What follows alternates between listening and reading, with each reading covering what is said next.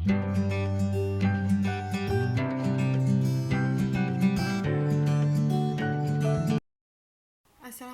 warahmatullahi wabarakatuh.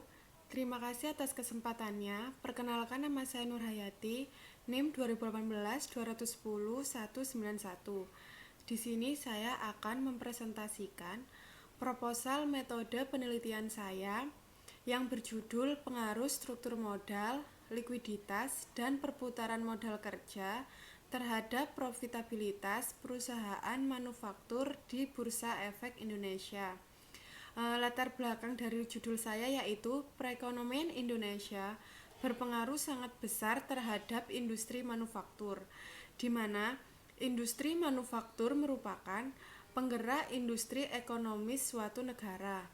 Manufaktur itu sendiri merupakan cabang industri yang menjual belikan suatu bahan mentah menjadi bahan jadi.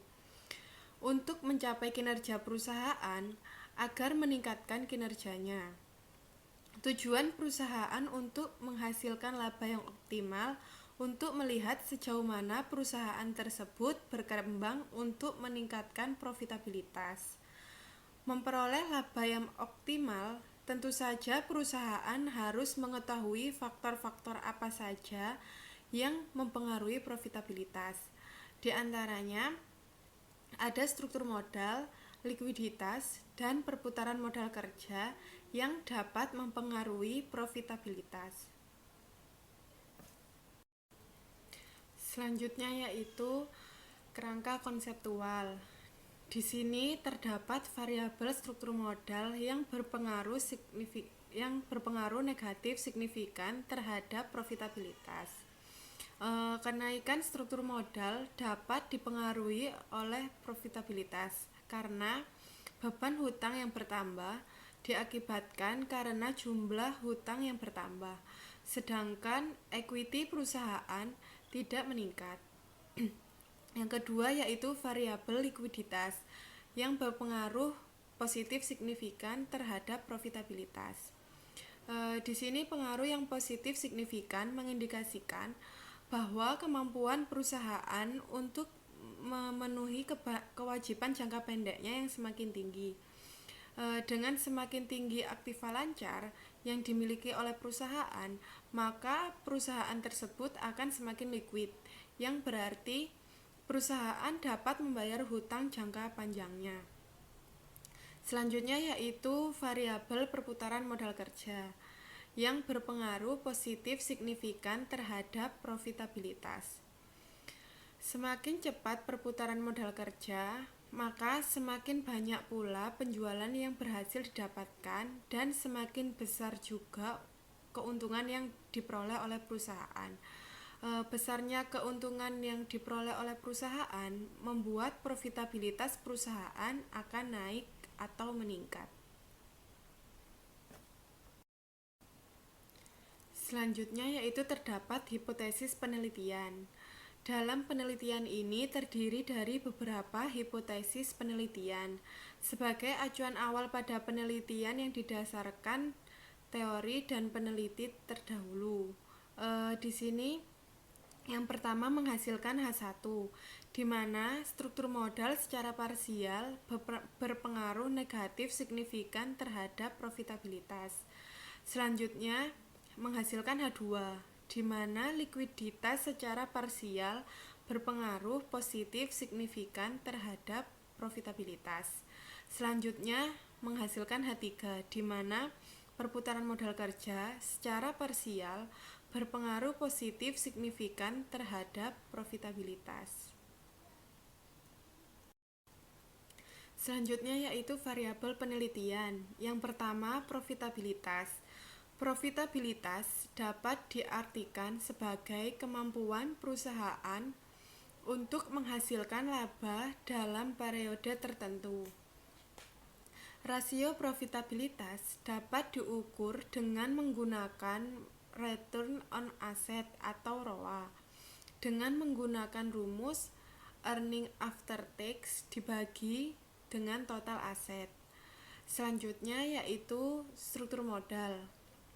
Struktur modal adalah perbandingan antara modal sendiri dan modal asing.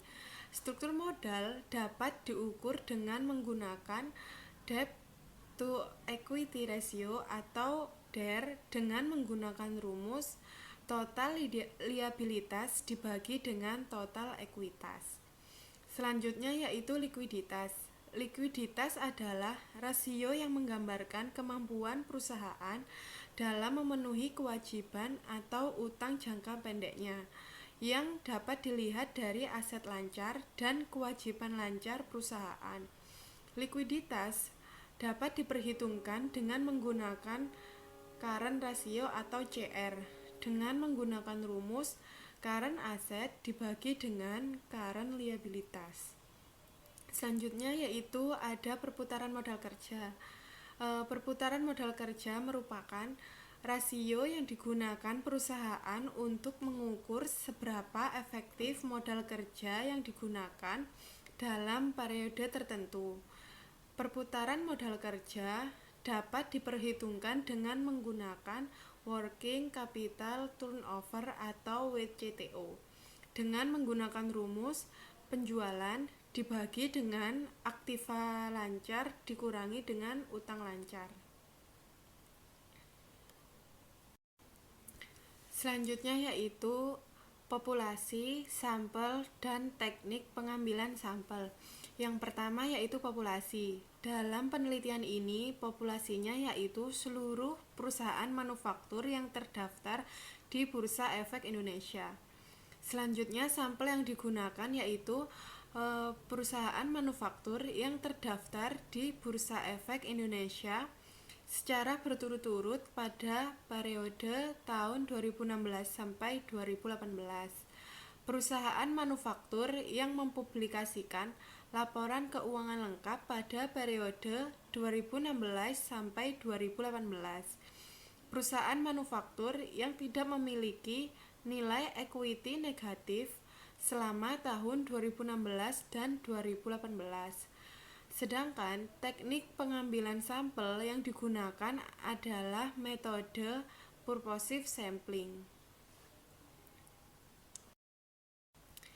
Selanjutnya yaitu teknik analisis data. Di sini terdiri dari analisis deskriptif, uji asumsi klasik, dan analisis inferensial.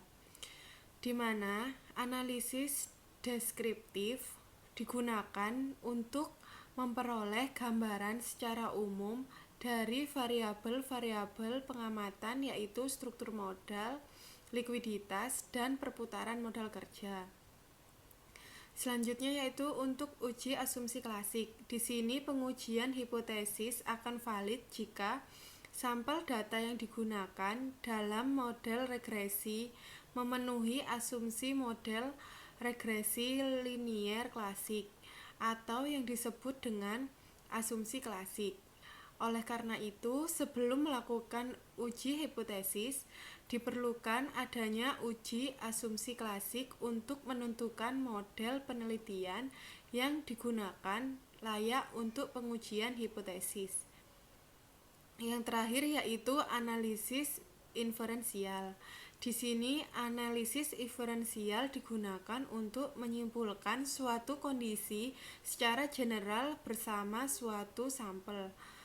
Penelitian ini menggunakan metode multi regression analysis atau MRA.